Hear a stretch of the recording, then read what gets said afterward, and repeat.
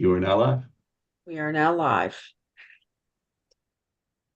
Call to order the Affordable Housing and Community Equity Development Commission on April 25th. No, May. It's not April 25th. It's May May 23rd. 23rd. Yeah. 2024. Call the roll. Karen Britton, Here. Carrie Bond, Here. Pat Sheridan, Here. Rich Halverson, Here. and Elijah is not here. But that's all of us. It's very good. Okay. The first thing we want to, I've got the wrong, that's what the problem is. I have the wrong agenda up here. Oh, Do I or don't I? did I put the wrong date on it? I sent it out. Everybody looked at it. I assumed it was okay. Yeah, no. I think I might have just pulled up the wrong one. Oh, okay. Because I don't think the next item should be the public hearing. No, that was last month. Right, that was the last one. So the next item is the policy discussions. That was the next item we were going to take up, right? Mm-hmm. Since I have the wrong agenda here. So we left off last time in our policy discussions talking about the payment in lieu of taxes, the pilot program. And I did send out a list of some of the issues that we would consider, and Patrick did a fabulous job of addressing those. I was wondering if anyone else had comments about what Patrick wrote or what was in that. And then Teresa also sent out examples of pilot agreements for four or five different pilots that the city of Annapolis has entered into. So I will open up the discussion of the pilot program. Anyone have any additional comments? No? I don't. I'm sorry. I thought the comments were pretty thorough, and I don't think I've read it through enough to really make comment on it. Okay. Patrick. So you're leaning toward the simple is best, obviously. And you had also, I'm gonna try to find your comments again. Let's see if I can get my, yeah.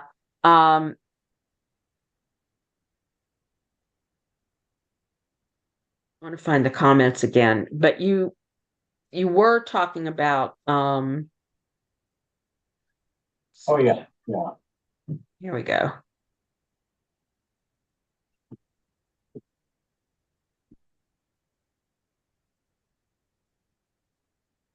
Oh, here we go. Yeah, I'm looking at it. Yeah, I'm doing the same. Mm-hmm. You know, one of the questions that, whatever you can answer real quickly, I think, is that one I had about whether a property in the city has to get a pilot from both the county and the city. So you pay property taxes to both. They do. They do.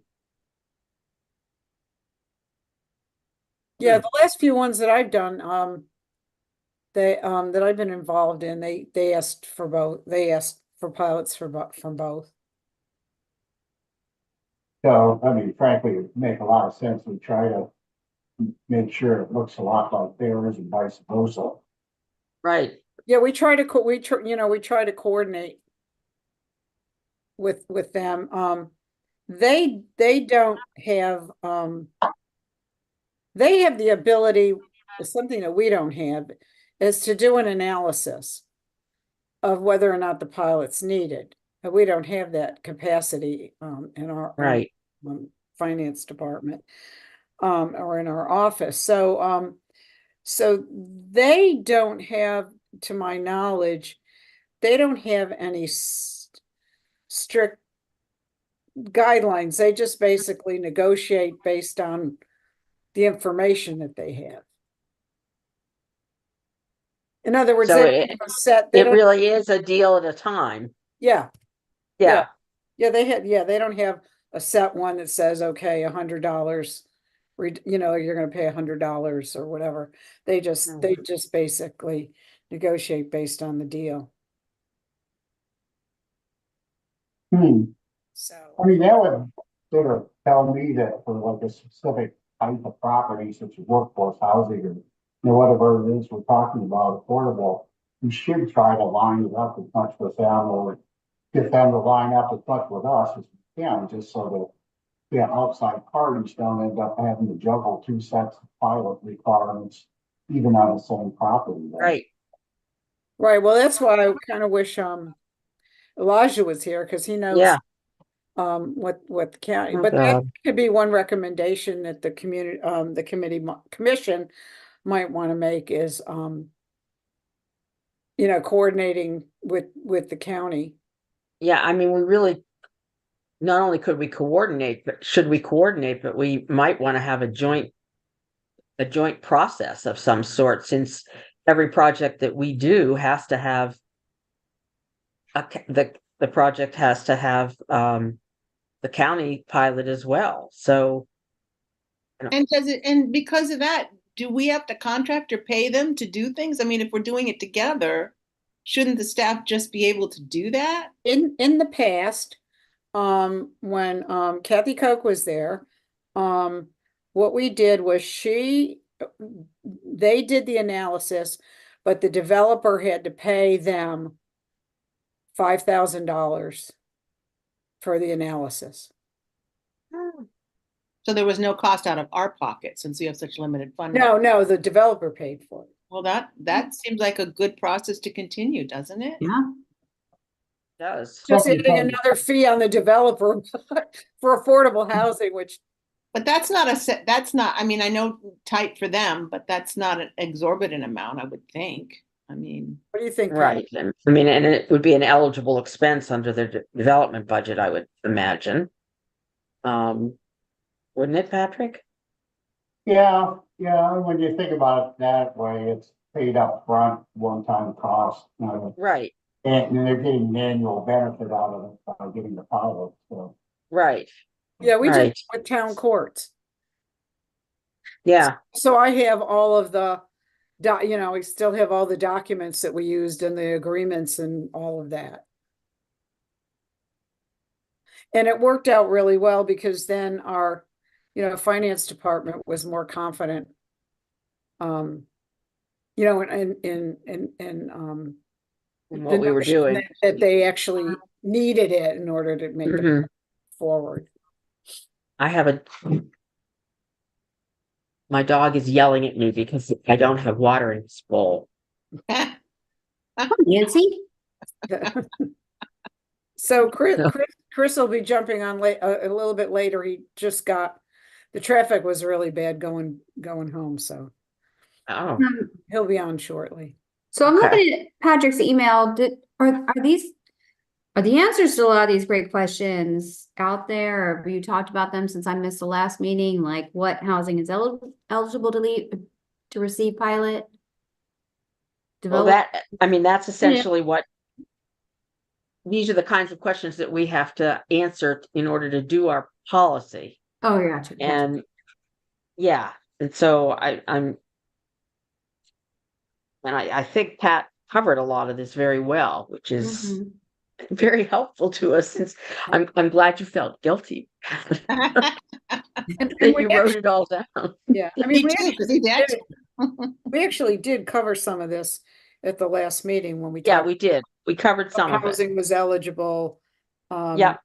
And all of that, but just, Karen, for your, information, in the city, affordable housing is eligible for Okay. pilot.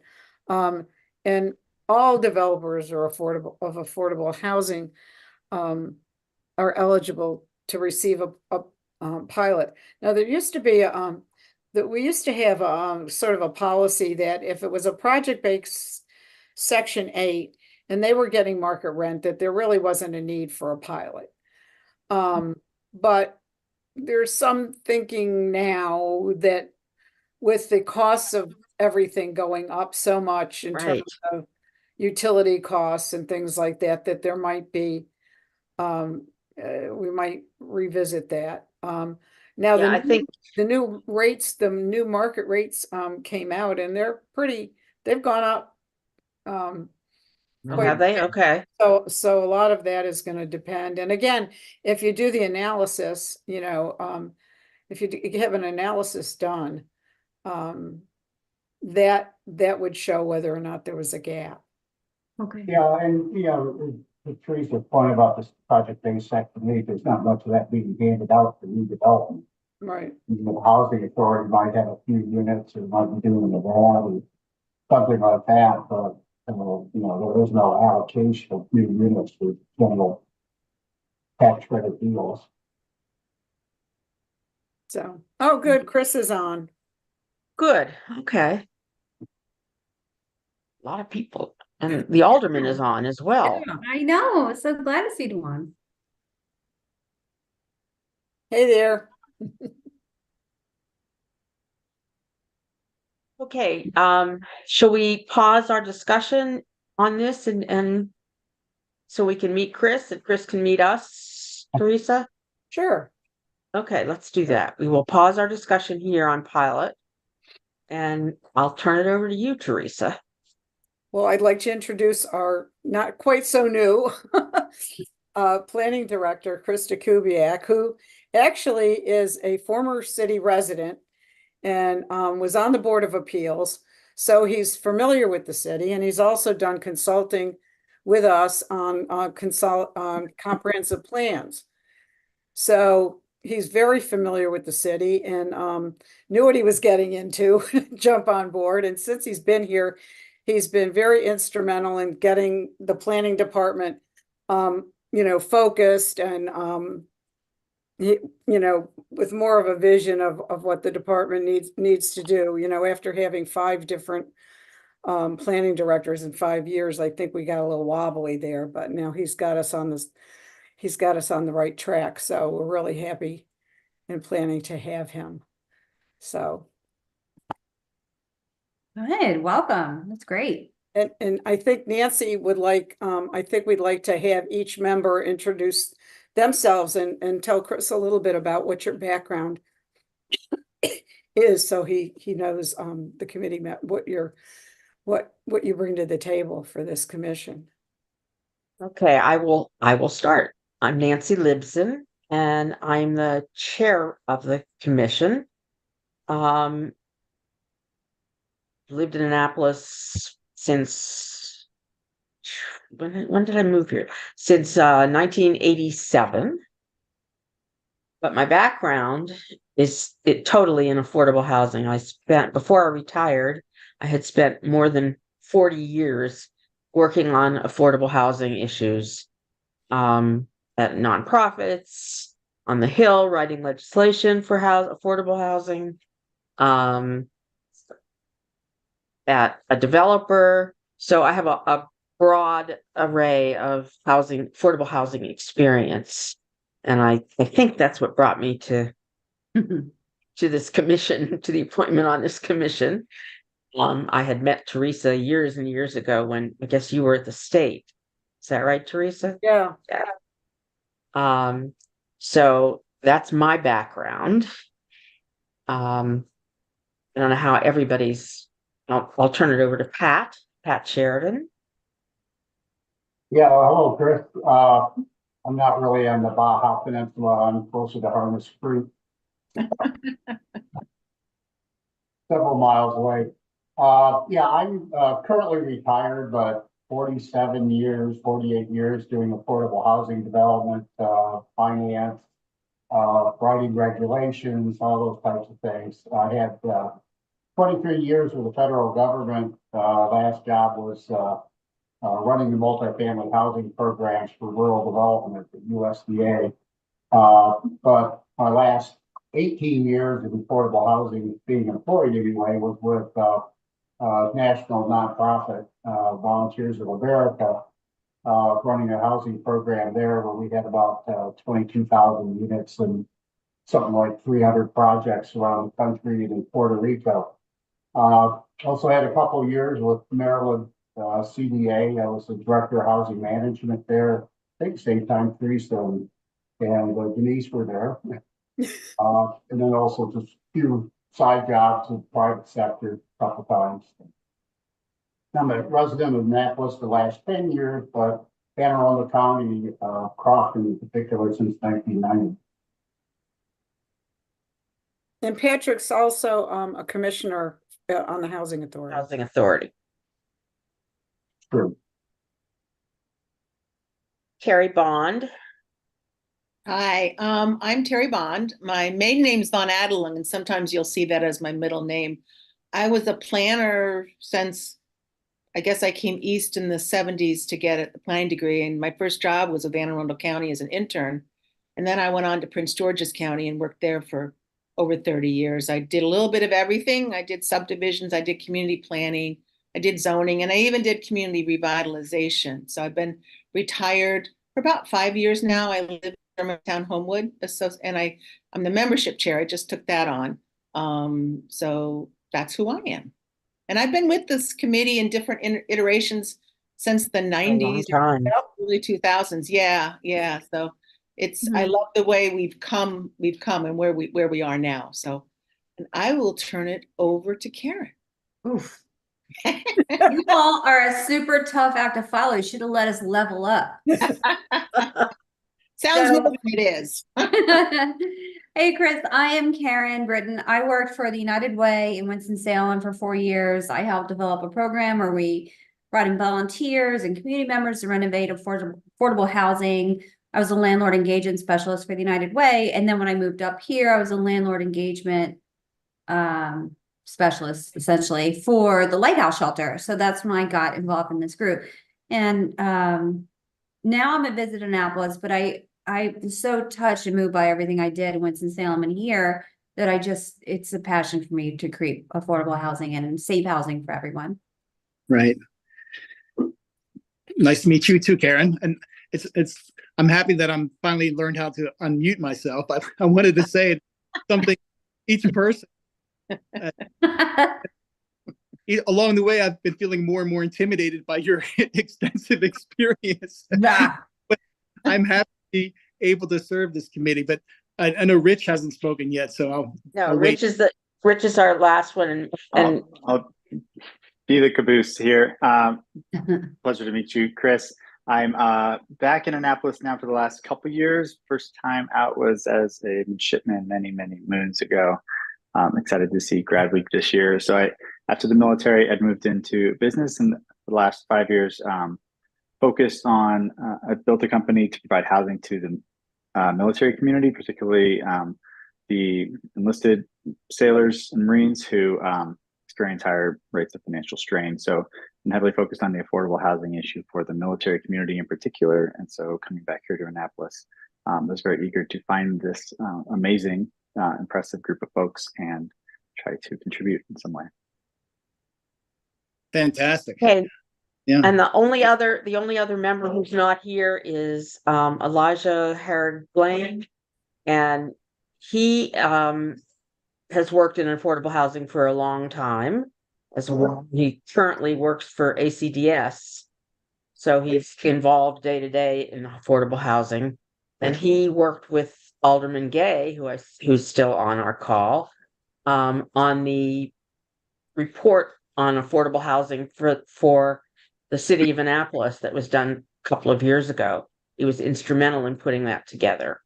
Right. So he's the last member of our commission, and we still have, is it one more seat that has to be filled on the commission. I vote your dog. Hmm? I You vote vote your your dog. He's gonna vote me out if I don't get him water soon, but that's all right. So small world in affordable housing, Elijah knew who I worked for at the United Way in Winston-Salem. So when I got here and I met him at the Lighthouse Shelter, he's like, I know who you are. I talked to Andrea, and I'm like, oh my God. But the great thing is everybody involved in affordable housing is passionate and connected, and it's really good to meet everybody. Yeah. Nancy and I knew each other long before, and actually I knew Elijah. Long time ago. Yeah. League of Cities or someplace like that that he wanted. Wow, what a powerhouse group of experts. This is really fantastic.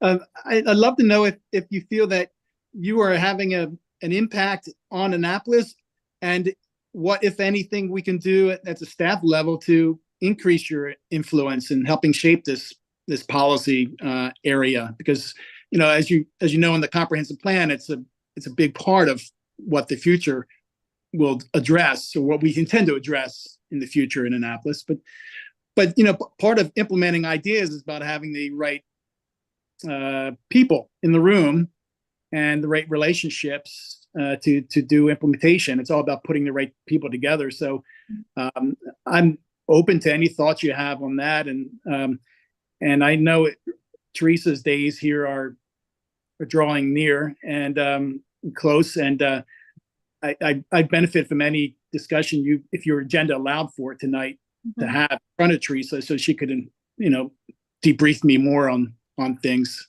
over the next week. But on that foundational type of question, do you have any thoughts about that? Your role? We this year have a few goals of a few policies that we're going to explore in depth, that we hope to be able to give to the council, because that's how our influence is felt. We have talks about different policies or legislation that we've proposed. One of them is we worked on the workforce housing legislation that we tried to get through the council last year, but hit a roadblock. And Right. Your comprehensive plan, once it's out, should eliminate that roadblock. So we're waiting anxiously for that. But the policies we've decided to work on is continue to follow through on the workforce housing, so that we can develop it once that plan is out. And tonight we started to work on one of our other issues again, which is developing a policy for the city of Annapolis to provide payments in lieu of taxes for developers of affordable housing. We also want to look at the zoning requirements in the city of Annapolis to see how they may be related to impediments to fair housing in the city. Right. We want to work on something having to do perhaps on Spa Road, and what's going to happen with the Spa Road remediation, although I understand that that's pretty far along and we may not be able to have much influence on that. We also want to come up with ways to incentivize developers of affordable housing through waivers of fees, etc. There are provisions already in the workforce housing legislation that we could, at this point, take out of that legislation. We want to talk about that. Take it out of that legislation and put it together as a separate piece of legislation, and find a sponsor on the council to actually shepherd that through the council, so that we can have incentives for developers of affordable housing. Right. And Things like recommend, a waiver of connection fees, etc. Okay. Teresa? yeah, I was gonna say, if I'm not mistaken, wasn't the notion of using Spa Road, or the property on Spa, didn't that come out of this committee? If I remember correctly, I think it came out of this. I do think it did. I think it did. Good suggestion. Right. That and certainly from the housing authority, definitely on that side of the table too. So, We had big plans for Spa Road for affordable housing. I don't know that that's ever going to happen, but we had a lot of discussions about that 2 years ago, I guess, of what could actually happen on that site, and if there were some way to use that site for affordable housing. Well, the outrage, I mean, just a conversation I had last week with somebody who sees and affected by affordable housing or understands it, is outraged that they're going to use that space for more affordable housing. Just like, when's the last time you've been on Spa Road, man? Yeah, from the other side, what they're looking at is being able to develop some housing there to increase the number of affordable housing units under the under the Choice Neighborhood Initiative Plan for Harbor House Eastport Terrace. Part of that would also be sort of flex space that when Harbor House Eastport started getting torn down, there's someplace to put people while the whole other site's being redeveloped. So I don't think there's anything, set whatsoever as far as what's actually going to be there. But there's certainly plans for that to be a piece of the whole Choice Neighborhood Initiative. Right. So I might get fired from the commission for saying this, but we really feel passionate, and there's a lot more experts on the board, on the commission than I am, but I understand the way development occurs because I was involved in planning for a long time. There's a lot of lip service about wanting affordable housing, but we haven't really seen much action on it on the part of the elected officials. It's difficult, but if you want it, then you need to do something about it. And we put out a lot of ideas. Nancy said very nicely, we had a roadblock. Well, really, we didn't really even have discussions about it. I mean, that's, Right. I think, what we talked about is if people have issues, let's sit down and have a task. Well, we probably don't want a task force, but let's use that legislation. Let's come up with something that can be passable rather than meet this base. You call it a roadblock. I mean, I almost call it I don't know what it was, but it just stopped. And that was it was frustrating to me. Chris, I have to tell you, I grew up in Berkeley, so I have that bad tint to me, but I'm gonna be direct. I mean, I'm not an elected official. So anyway, that's my 2 bits. Right. So, Alderman? Yeah, Does the just Alderman wanted want to to add something? Yeah, just jumping in on the Spa Road piece, and obviously glad to be here with you all. It's been a while, but there is a resolution. It's being sent to my committee. It's being sent to Rules and City Government, I believe. Our meeting is the 29th, and we'll be discussing it in great detail. As Patrick just made clear, the administration, meaning the mayor and the city manager, would like to have Spa Road dealt out as a part of the CNI project and have HACA get involved. The council has passed a resolution in the past that, the will of the council is for the area to be preserved for affordable housing. This new resolution that we are now debating is solely makes it for the CNI project in HACA. And, the issues now are 2 issues. One, the remediation, how much that cost. And Alderman Savage and Arnett have been leading the efforts there. And then 2 is just, is it a good idea? I have been very vocal about not signing over that land. It's incredibly valuable land.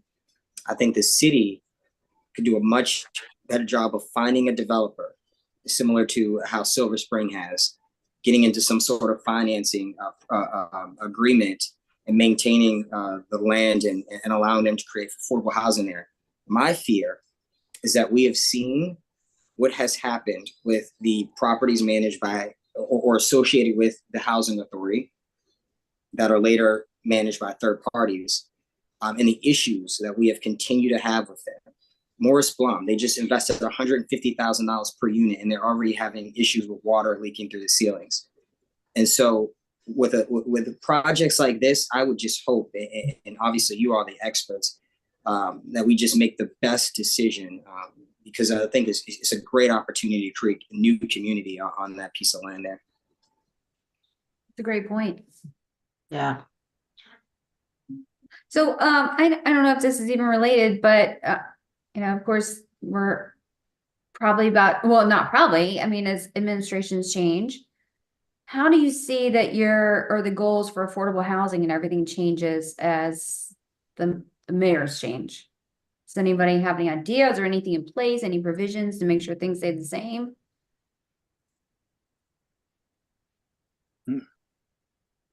Well, wouldn't that be kind of what the comprehensive plan's all about? I mean, that's going to kind of lay out Yeah.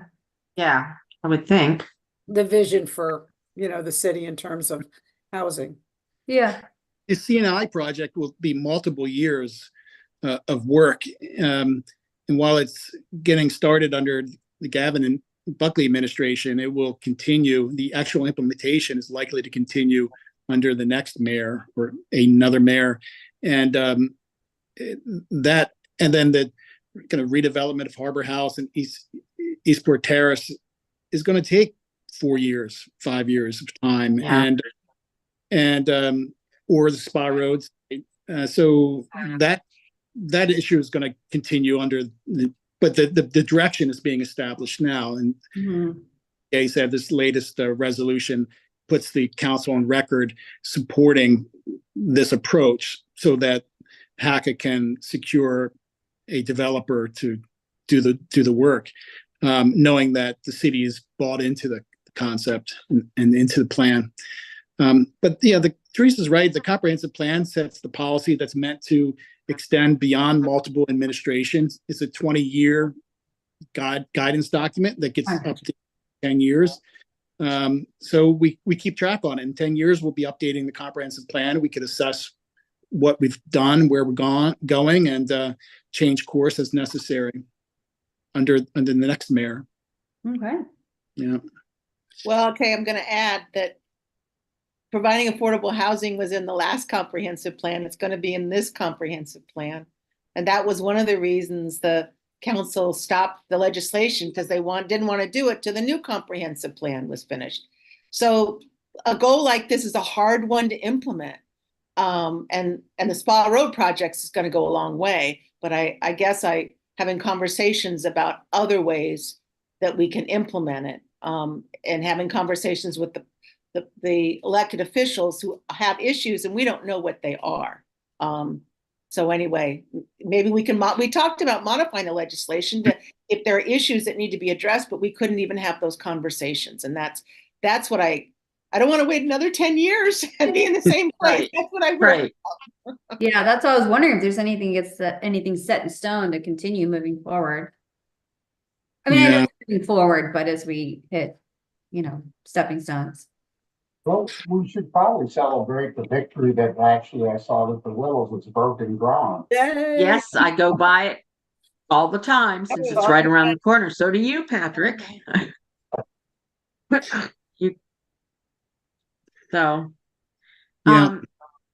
it seems to me that it's good, Chris, that you're here and talking to all of us, because we just like to continue our connection with the planning department, with your office, and then begin to develop a closer contact with the council, Alderman Gay, so that we can have input on decisions that are being made. And I also think one of the good things about having Pat on the commission is that we learn about what's going on with the housing authority and with the CNI projects, which are going to sort of rule what goes on with the housing authority in the next umpteen years. So I think, the players are in place. It's just that we have to maintain the communications to try to get so that we're all on the same page, and so that we can provide some information and the expertise that we do have to help some of these plans come to fruition. Right. And that's what we've talked about is that there's a lot of experts here. They can help make these things happen. So use us. That's what we've talked about. Use us. I began my career in city planning as a graduate student at University of Illinois, and did my master's thesis project. Rather than writing a paper for the thesis project, we did a project in East St. Louis, Illinois, on the east side of the Mississippi, in an area that was in desperate need of development, revitalization, and did community organizing there and community-based planning, and dealing with kind of fundamental, basic urban planning needs of communities, which included housing and making space for housing and bringing developers in. But it also included just fundamentally improving the physical environment in communities that were impoverished. And that has always been a kind of a focus point of my work. And that's why I've really taken to Teresa and her work in community development. And when I started in the office, I sensed that a lot of the divisions within our department, the functional divisions, had become, were somewhat siloed, and no more than mostly in economic development and community development. And I wanted to break that down and allow for the expertise in our economic development division to influence the planning work we're doing.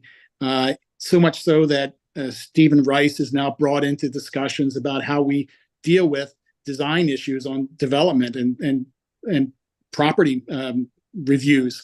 But for Teresa's standpoint, I would hope that, I hope, and I'm setting the course so that her replacement is someone that will influence the work of all aspects of the department, so that we don't just have a community development division, but we have a community development office, or an office of planning and community development in a broad sense of the word, that the values that are inherent in having a community with balanced housing influence our review of development programs, influence how we talk to developers when they come in to work out deals and understand what our zoning calls for. But we don't just say what the zoning calls for, we talk about what our housing policy is too.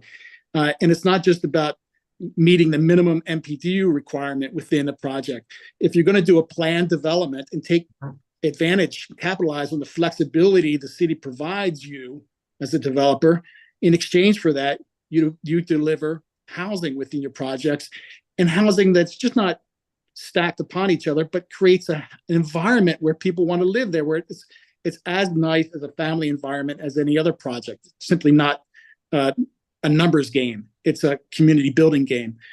So I'm really devoted to that idea, and more broadly, the ideas of community development, about what it takes for a community to evolve into a healthy, across the board, balanced community, like the research into blue zones has established. There are certain areas within the world where, for one reason or another, people tend to live to 100 years or longer at a greater average than the general population. And it's usually about relationships between people. It's about relationships between where you work and where you live, and the ability to walk, and how we treat young people and how we treat older people. And a lot of that has direct physical expression in our city form. And so I see community development as a physical planning exercise with a social element to it, and that it's just integrated into everything we do. And so, like, Teresa, earlier in her career with the city, was assigned the task of driving the revitalization of the Clay Street neighborhood. And that's borne incredible fruit over decades. And Clay Street wouldn't be like it is today without that effort. And that's the type of work that I'd like to be a part of while I'm here as planning director. Mm-hmm. So that's why I like this committee. And I wanted to come to see you sooner than now, but I do want to visit with you frequently. And if not, outright provide staff support, support the staff that are providing you staff support. So you can count on seeing me and more at these events. That would be wonderful. Great. Okay. We could have kind of a regular communication. Sure. The Planning Commission has a very distinct administrative role within the planning work, but I think the Planning Commission would benefit from hearing from your group too from time to time. And I'm sure they would welcome a joint meeting or you coming to provide testimony and your thoughts on a project or development proposal, because you might have something to share about the housing element of a mixed-use project. And that could be supportive of what the staff is thinking. Perhaps it could be even contrary to what the staff is. But you're a local group of volunteer experts that can help shape the outcome of development projects. And that way your work begins to influence the work of the Planning Commission as well. Chris, I love what you said, because people ask me, what's my field? And I'm not an urban planner. I'm a planner, and actually I was a community revitalization planner for a while, and I worked in Suitland, and it was just wonderful. I loved it. We made some changes, but I totally believe it's bringing all those pieces together and not having the silos. So that's absolutely fantastic. Right. It's good. Now we have to send Teresa off, right? Right. We intend to do that. We're all kind of sitting here going, what are we going to do? Yeah. Meaning we She have to have, interview next Tuesday, and she's already prepared a book of priorities and lists and things to do, and she's working with Denise quite a bit. So Denise is ready to step in on a lot of these administrative tasks, but we have to get a new person hired right away, and we'll do that starting this summer. We're gonna, well, summer starts this weekend, so we're starting now, and we'll get a replacement. traditionally, yeah. Big shoes to fill, I'm sure. No doubt. I'm not even sure I know.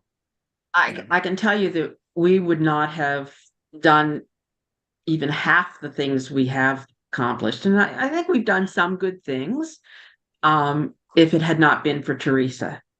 So, Teresa, I want to thank you on behalf of all of us, for giving us the kind of information and the support and direction that we've had over the past several years that I've been on the commission. And we are absolutely going to miss you. I'm gonna miss you guys too. I mean, this has really been this commission has been absolutely great. I mean, the best. And I've totally enjoyed working with all of you. It's gonna be hard for me to leave my job, because I always said that I have the best job in the city of Annapolis. I always Ooh. really feel that way, that what I've done over the last 26 years. Maybe Tom Smith had the best job too, but the two of us, no, it's really been a pleasure, and it's been a pleasure knowing all of you. And you might see me around. I understand there's a vacancy on this committee or commission. Good. So who knows? We would love it. Uh-oh. So who knows, being an Annapolis resident, I'm not going away, so. Let's vote her in right now. Yes. Yeah. Do I that. Do we have told you that anything as to soon say as about I it? heard you guys say it. I said, Teresa's gonna come on the board. And I heard you say it at the very beginning, that you had a vacancy. And I'm gonna Yeah. join the Eastport Civic Association. Hey, So, but thank you so much. It's been an absolute pleasure.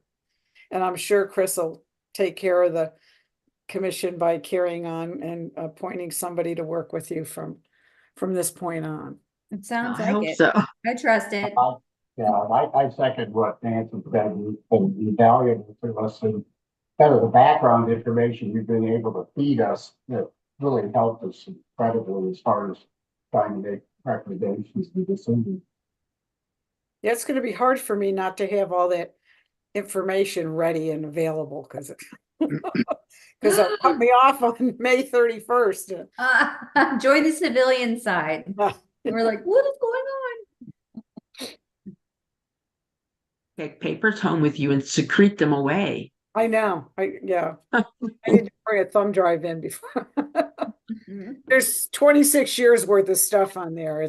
Wow. But I can 26 always years call is- Denise and have her email it, so. Yeah, that's good. That's good.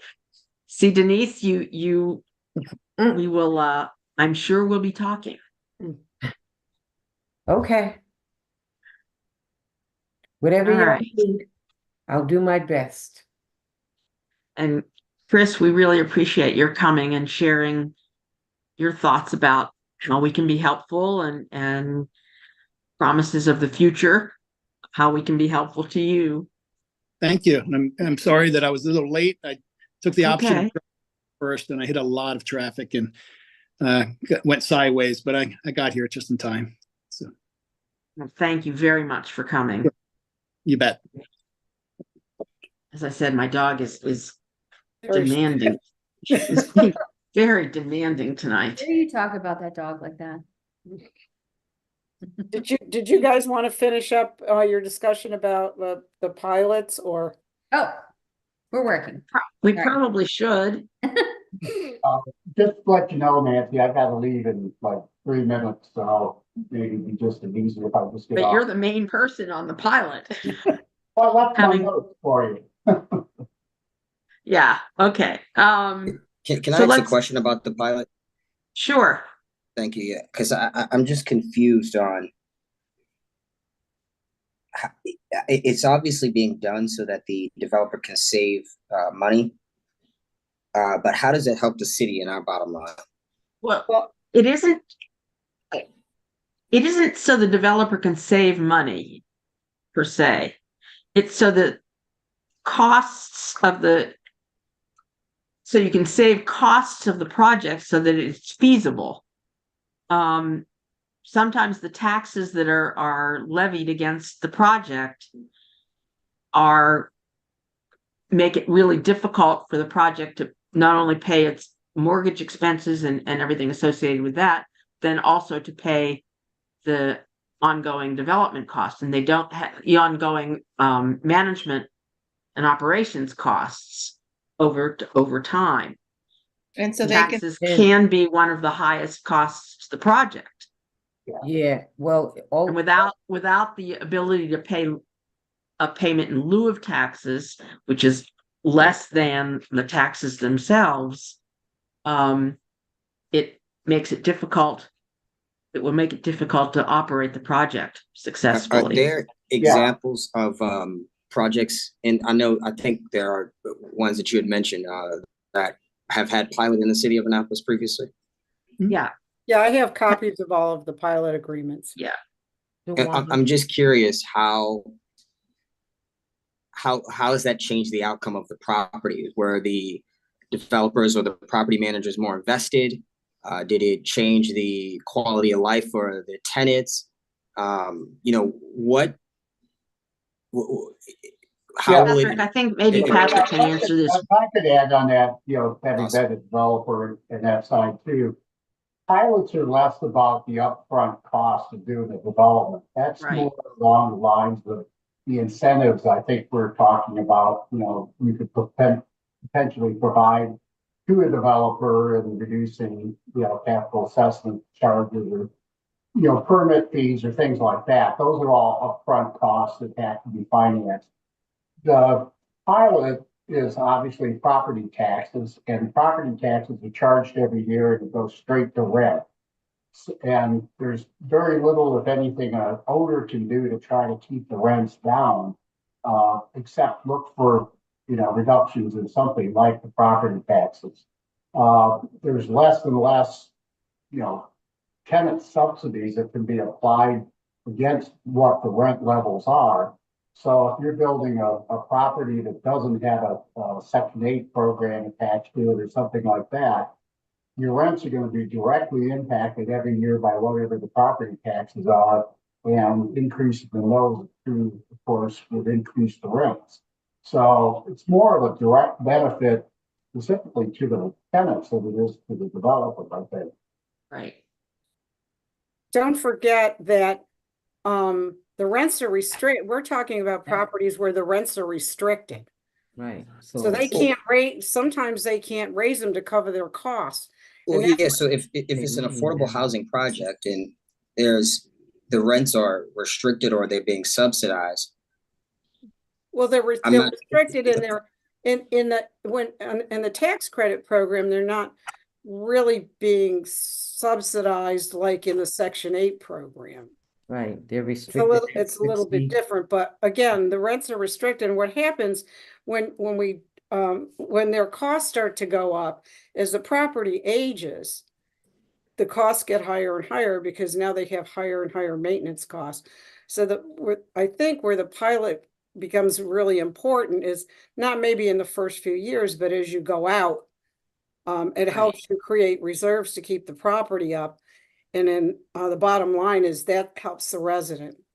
In the pilot, are there is there an understanding or within the legislation, would we be able to, make the caveat that, hey, we will give you this pilot, but the funding has to go to the funding that you're saving by not paying property taxes have to go to a special fund that would go into rehabilitation or remediation of the home? I mean, or are they just saying like, oh yeah, we'll put this in the fund and really is going to their bottom line? I mean, how are you tracking that the pilot is they're saving funds by getting the pilot and they're putting those directly back into the community. Is there an example of that with the housing that we currently have in the city? I'll I ask, think it's just, they're just using the funds that they're saving, Maintain they the are project. meeting their other expenses. Yes. I mean, it's a simply, if they pay instead of $1,000 per unit per year, they're gonna pay 500 per unit per year, which is probably high. If that were the case, that $500 that they save is actually going toward other expenses of the property.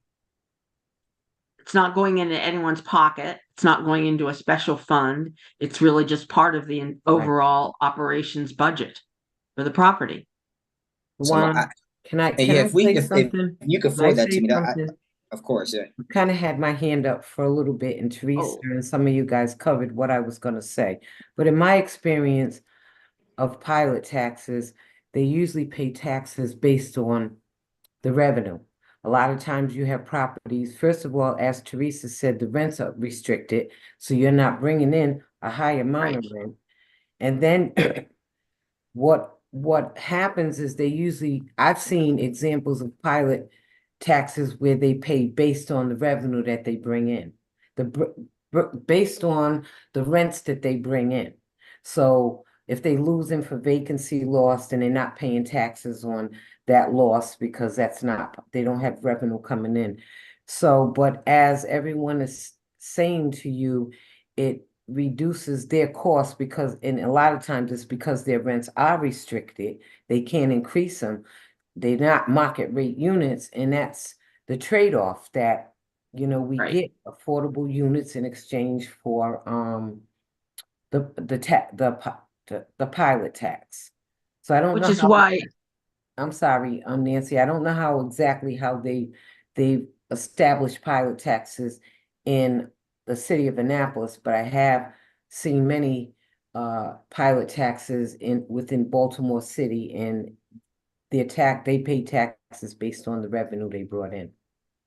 yeah, that's why before a pilot is granted, there's an analysis done as to the need for the pilot itself. In other words, will there be enough revenue to pay taxes in the project without a pilot? Yeah, Or not. They probably will look at the development performer to see what the anticipated costs are. Right. Usually in the development phase, they'll do a perform, especially on newer projects, at least in my experience. and that's what we've done in the city. We've done pro formas, we've done an Right. analysis to see whether or not the pilot was needed. Yeah, So it's not just given automatically, it's given based on the need of the project.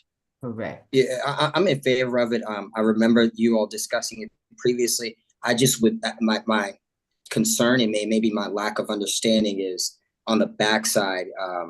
Once those funds are saved, how are they, used? You obviously are saying they go into other expenses of the property, and I'm curious if when that happens, are they reporting that to the city so that the city is able to? Audits. Okay, so they are being audited. Okay, awesome. Well, they have to produce audits, so the city should be requested, and usually when they Right. when they determine what their tax is, the city of Baltimore would look at their audits, their financial statements. Excuse my phone in the background, I can't answer it right now. And they pay off of what is actually audited, that the amount that's billed to the property is based on the financial statements that they submit to the jurisdiction. At least that's my experience in Baltimore City. Yeah. I can't recall Yeah. everywhere else that I've reviewed them, but they base it on their taxes, their financial statements. I mean, their budget, instead of having a line item that says taxes, it'll say payment in lieu of taxes, and that's their line item. The line item is gonna say taxes.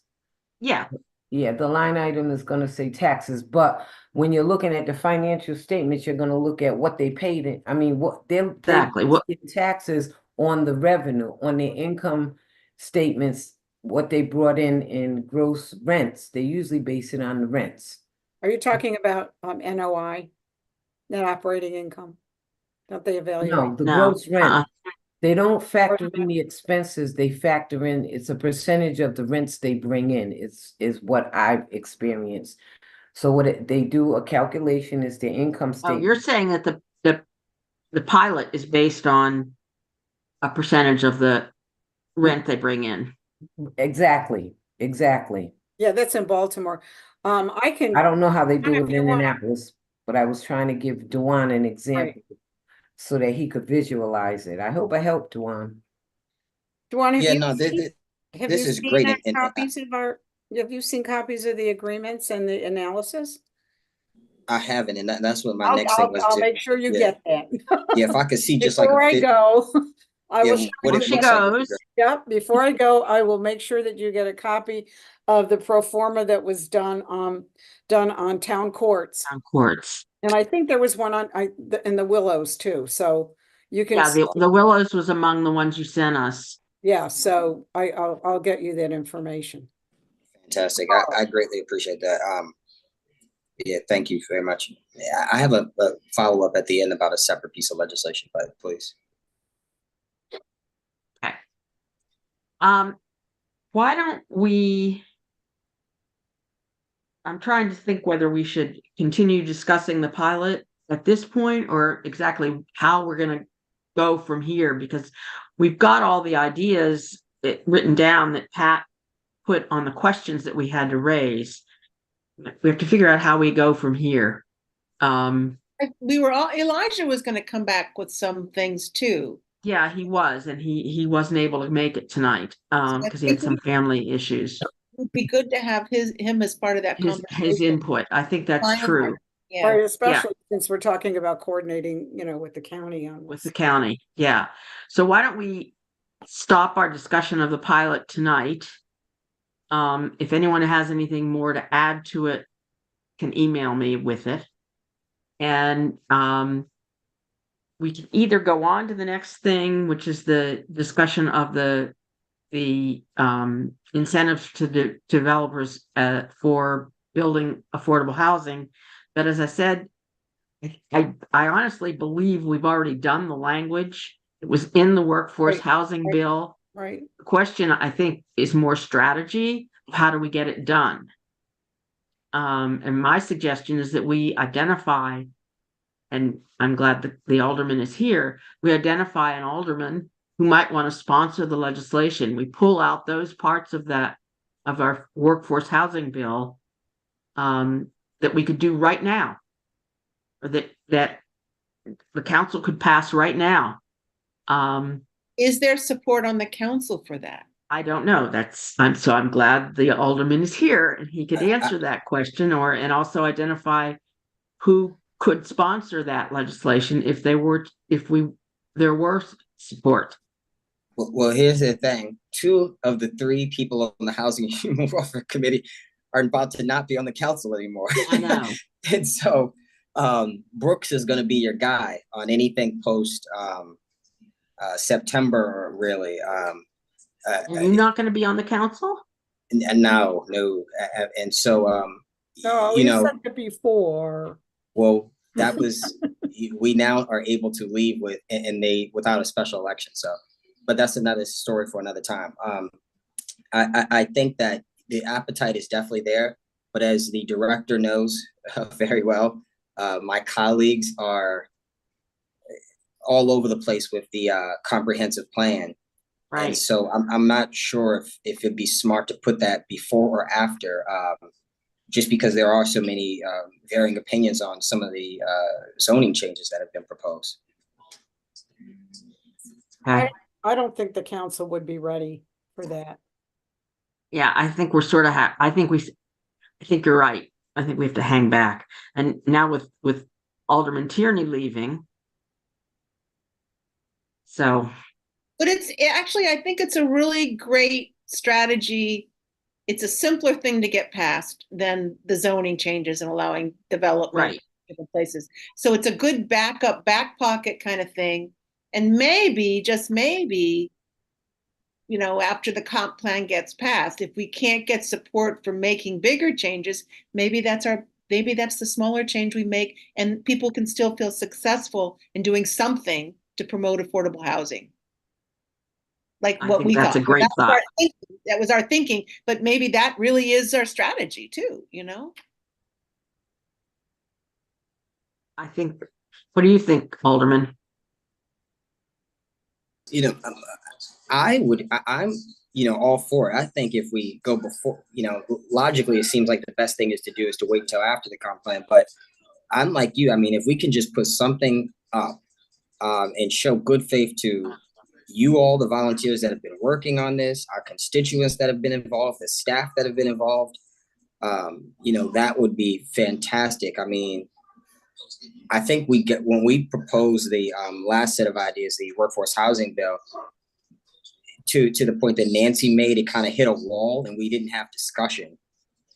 And so I just think expanding communications, we've got a very good director now. The last director was, you know, in and out. And so he didn't really have a time to dive into the housing issues. And so I think, you know, all the right people are in the right place, but I just don't think it'll be something that we put up that goes through committees and then it's passed. Okay. May I interject, Nancy? Just to say, Yes, please.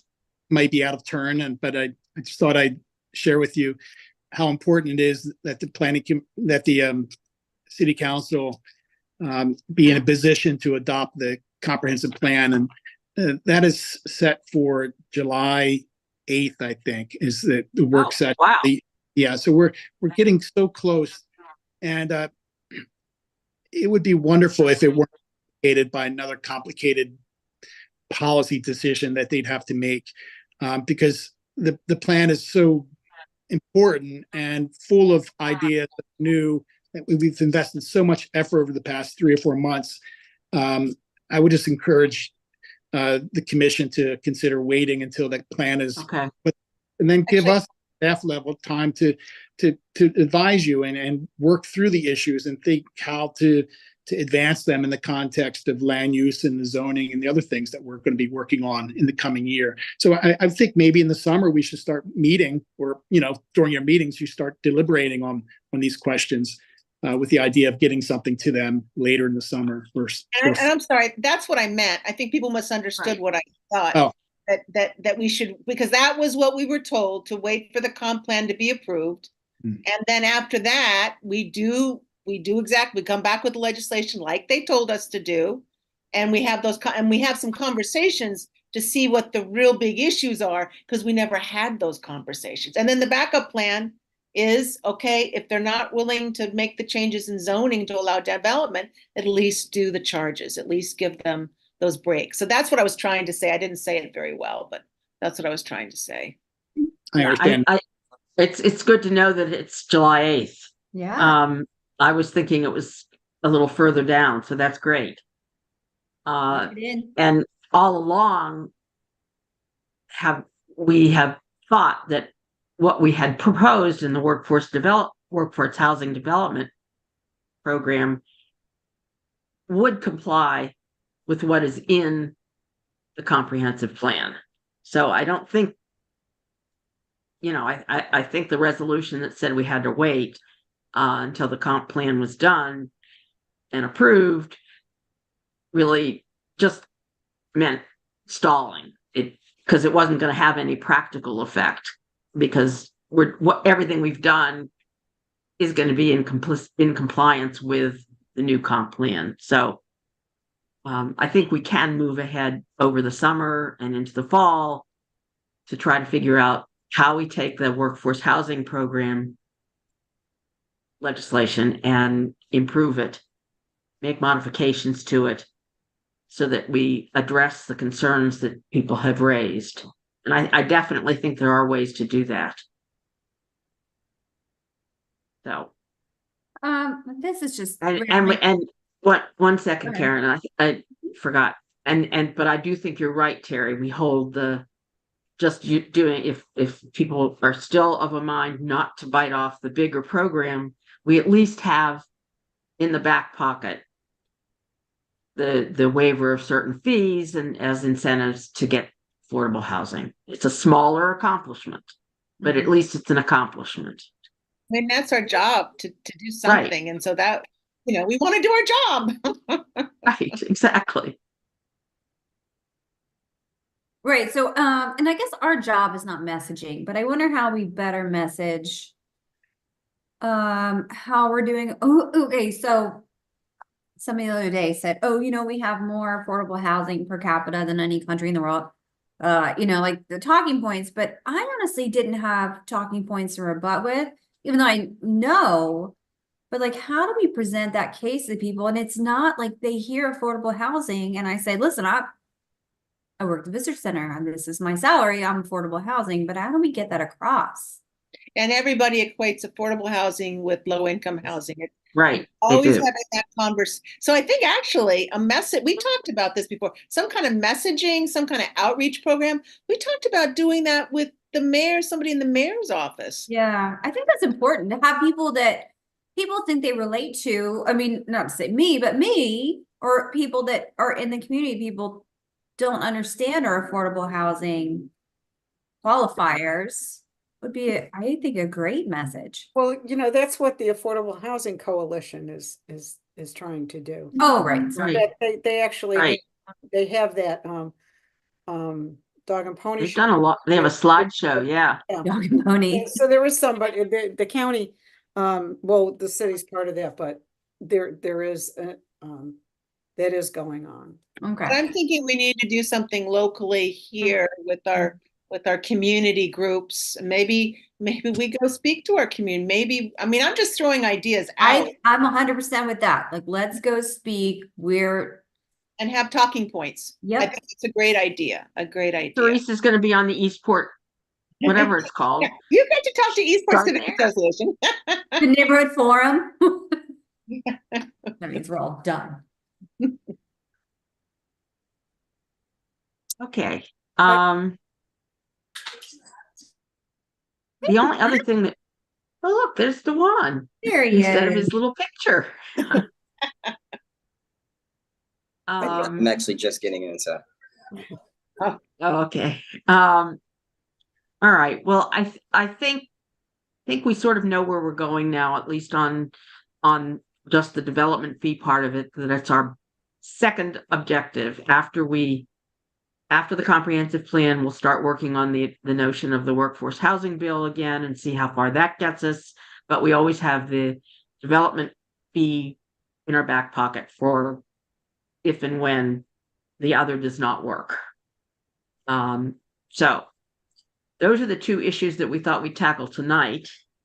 And maybe at our next meeting, we'll start looking at some of the other things, as well as continuing with our discussion of the pilot program for the city of Annapolis.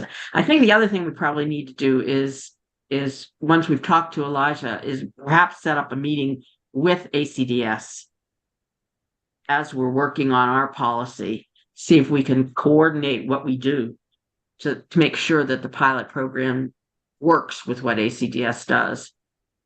Because I don't know that Elijah works directly on the pilot program. No, that's more Aaron. Yeah, that's what I thought. So, okay. I think the next item on our agenda, Chris, I don't know if you want to stay for the rest of it, because we're not going to talk about anything really substantive. Well, I think the alderman wanted to talk about, Oh, right. Alderman Gay had something else he wanted to add. No, I just had two very, very quick points. I don't want to get in your way. I have legislation coming up, 01124, which you all helped me write, Tenant Displacement and Residential Housing Rehabilitation Fund. Teresa was instrumental in that. They finally got it right in the Office of Law. And so it'll be dropped June the 10th. And so as much as I say I'm leaving, I got to stay until at least that gets passed. And so I'm just really, really excited about that. We have the funding set up already. So that's one piece. And then I was also curious about the $500,000 that we have still sitting, and the policy that you all created around that. I hadn't really been updated on it, and probably since March. And so just curious where that is. Mr. Jakubiec, would you like to address that issue? Sure. And that second point, Alderman Gay, the mayor let me know that he had discussed this with you and that it provided an excellent source of financing for HACA to restore units that are unlicensable without the resources. So we're drafting essentially a memorandum of understanding with HACA that would allow those funds to be used to do actual tenant repair in the roughly 4 properties that HACA controls, including Harbor House, so that these units can be licensed as quickly as possible. Well, you know, a lot of the complexities at HACA have less to do with the inspection process and more to do with the ability of the housing authority to make the improvements necessary. And with the financial distress that the agency is experiencing, they have limited and smaller resources to do that. So they're in a spiral. And this funding comes in like a hero to save the day, literally.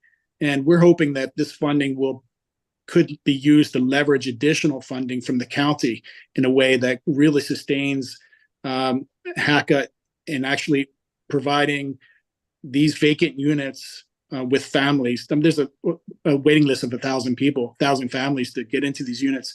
And a lot of them can't be licensed because of these problems or are vacant now and need to be repaired internally. So this funding goes a long way towards actually getting real families into real housing units quickly, like this summer.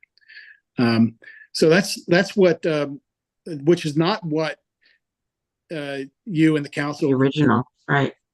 when you crafted this idea, but we've made major adjustments staff-wise in terms of promoting and moving staff around, and this is a funding source that actually complements that and allows us to actually achieve something in the near term.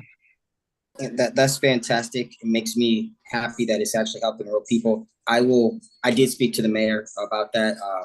I'll follow up with you, I guess, and the city manager, you know, just as we get closer to dispersing that funding.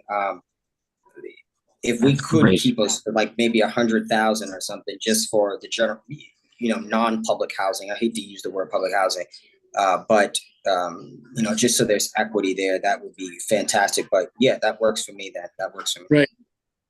Yeah, I think the foresight of having a funding source to address this issue was the original idea that's bearing fruit now, and that we're making this adjustment. You know, with your blessing, with the mayor's direction, boy, that really sets us up to do something meaningful. Like that's implementation right there. And if we didn't have that funding source, I don't know what we do. Well, I didn't know what we would do. We would plug along. We do what we would, but HACA wouldn't be able to make the change families into these units. I think it's true. I think it's a great idea. I mean, Well, that's a direct, they can't rent their reflection of this units and they can't get any income because Right. they can't rent their units. I just want to ask, do you want a letter of support from the commission on your legislation? Would that be helpful? For 01124, that would be great. It'll be put up on the council on June the 10th. What I'll do is, I don't think I have all of your emails. So I'll grab that either from Teresa or Denise and send out. I have the staff summary and the first draft. Well, that'd be great. And then we can do a letter. Awesome. Fantastic. And, you know, maybe there'll be another $500,000 next year, and then we can put the rental rehab guidelines that we've put together then. We'll do it then. Hopefully 1.5 million. Yeah, right. Right. Okay. Juwan, where are you going? What are you doing? Since you're not going to be on the council anymore. Yeah. Well, as you know, I still need to get my degree. Okay. So I'm in the process of working on trying to get scholarships and et cetera to go back. I have 25 credits left to graduation. And so I literally left in the middle of the semester to get on the city council. And so I want to wrap that up and still stay involved in local government and state government. You're just not as the elected. They've got a great 7 years of my life, all of my 20s, and so I'm ready to move on to something else. But just quickly before I leave, let me just say, because this may be the last time I see you, Teresa. It is just really, really been the honor of my life to work with you. You have just filled me up with so much knowledge, and I'm grateful. Really, just the direction that you have provided me as it relates to affordable housing and helping the city. Huge shoes to fill. But I look forward to working with the staff that you'll recommend. And I just really, really want you to know just how special you are and how important you are. And you have a legacy that we have to protect and preserve. And so I look forward to, even as a citizen, working with this commission and pushing for the ideas that we all have. And so I just really, really wanted to let you know just how important you are. Well, thank you. And it's been an absolute pleasure working with you. And I hope that Steve and I are at some point can make a recommendation for you at some point. Amen. Look forward to that. Thank you so much. Okay. Congratulations, by the way. Yeah. I can't wait to see you finish your degree and see all the greatness you do. I don't know who I was talking to the other day, but I was talking about you. They were talking about you, Alderman. And I said, boy, he has learned so much since I first met him. It's been amazing. And I think Teresa has been a big part of that. We've enjoyed working together. Yeah. So. Okay, shall we move on now? The next item on our agenda was the approval of the minutes of our last meeting, which was April 25th, as I recall. Do I have a motion to approve the minutes from April 25th? A motion? Oh, there's only one other. Karen's the only other person here. I don't know what happened to Terry. Terry must have had to leave. Okay, I guess we will approve the minutes from April 25th, and we will adjourn the meeting because there is no other business. All right. This was great, guys. Been a pleasure. Thank you, Teresa. We'll be in touch Look soon. forward to seeing you in my other life. Good, yes. We'll be in touch. Okay. And Chris, thank you so much for coming, and we Yes, look thank you. forward to